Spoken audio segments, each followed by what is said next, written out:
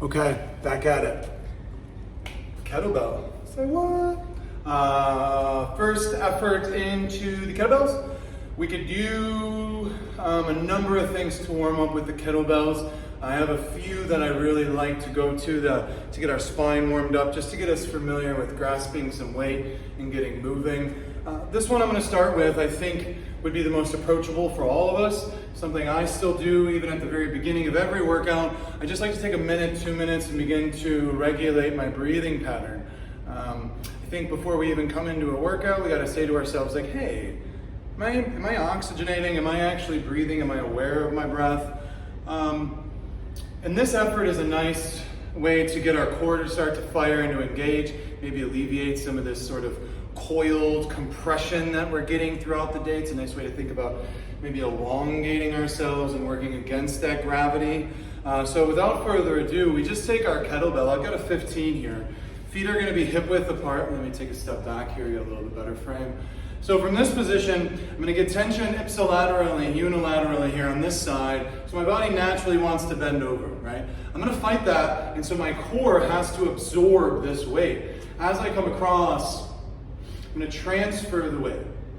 Now I'm not breathing each time I'm swinging, but rather I'm thinking an inhale this whole way, and now an exhale beginning.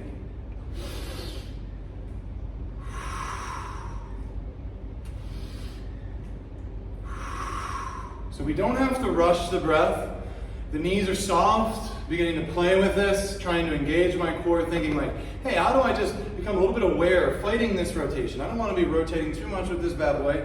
So we can consider this an anti-rotational movement where we're fighting the rotation of the kettlebell, and the core each time has to absorb that rotational force. As I shift sideways here, similarly thinking we want the arms to mirror one another in an effort to build this postural alignment, expanding that rib cage, puffing that chest out. I like to think of the shoulders staying in this Goldilocks zone. They're not depressed back and down, nor are they too elevated, but rather they're participating.